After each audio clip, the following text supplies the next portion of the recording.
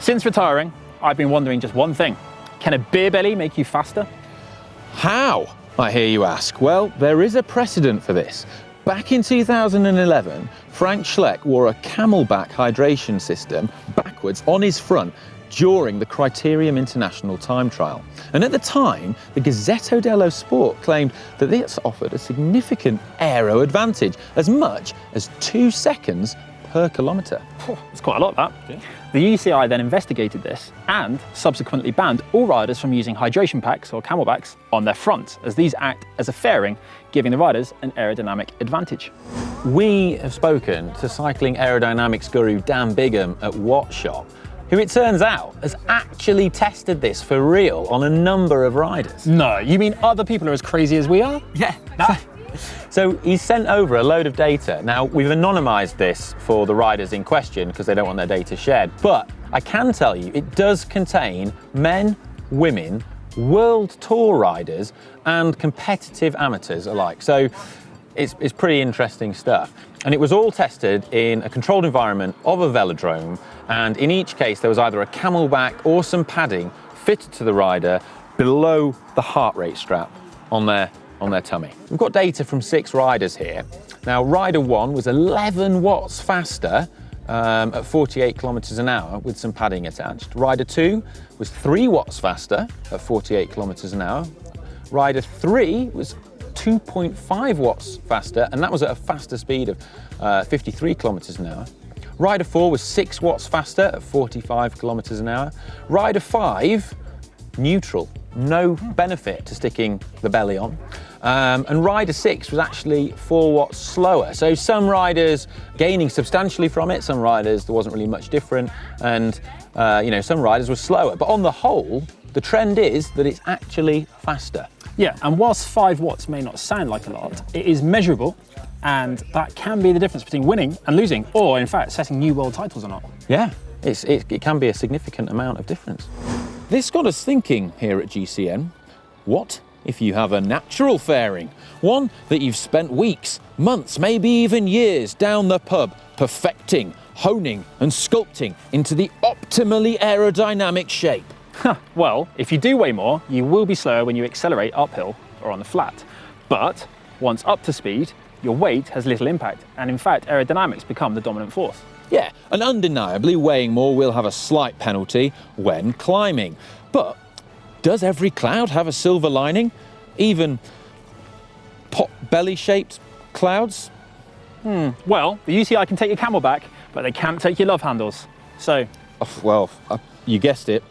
It's time for an experiment. Do we start at the pub? Not yet. To try and replicate the results, myself and Opie will both ride a predetermined out and back section of road. It's fairly constant in gradient, allowing us to keep on the power, and is around 10 minutes long. Well, depending on how fast we go. This isn't the most accurate test in the world, but to make it as accurate as possible, we're going to be riding the same bike on both runs, both myself and Opie, and we're going to be maintaining the same position on both runs. The only variable that we're changing is either having a belly or not having a belly. Also, with regards to the power output we produce, it will be slightly different. We're going to aim to hold roughly the same power output on both runs, but any slight differences can be computed and accounted for once we process the data.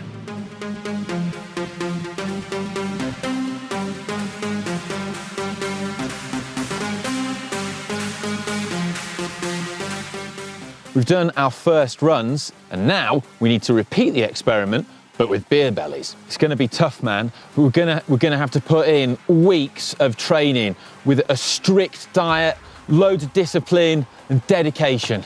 A strict but non-restrictive seafood and eat it kind of diet? Yeah. Nice.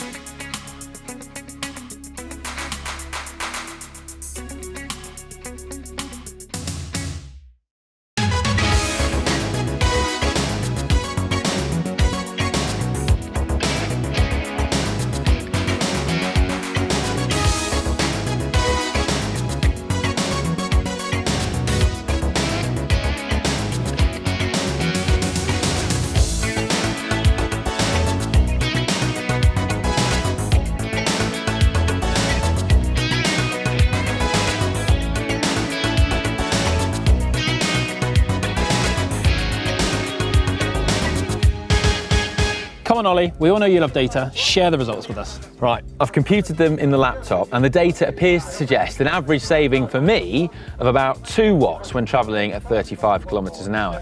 Now that isn't a lot and almost insignificant when I was going even slower than that, but it increases the faster you go. So at 48 kilometres an hour, the saving is actually a few more watts than that and actually quite significant. Now I don't travel at 48 kilometres an hour all the time, contrary to popular belief, but it would certainly help when descending or riding with a strong tailwind, I guess. Yep. Now, your results, now you rode a little bit faster than me on the out and back section, and I was trying to. yeah, perhaps as a result, you saw a bigger aerodynamic gain, because your average saving was nearer to 5 watts, which is pretty significant. Yeah, I mean, you may or may not feel that, and it's kind of counterintuitive in my mind, because we often talk about frontal area, and you would think having a bigger belly, it'd be more frontal area, but it actually fills the void because humans aren't particularly aerodynamic on bikes. Yeah. And, otherwise, without that big belly there, you're kind of like a parachute riding along. Yeah, I mean, it's still really surprising to me. Yeah. You know what? It did feel quite fast.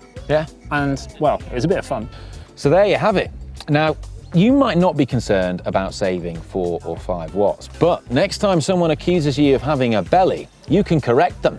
It's not a belly. It's actually a finely tuned and sculpted aerodynamic fairing designed to optimize athletic performance against the clock.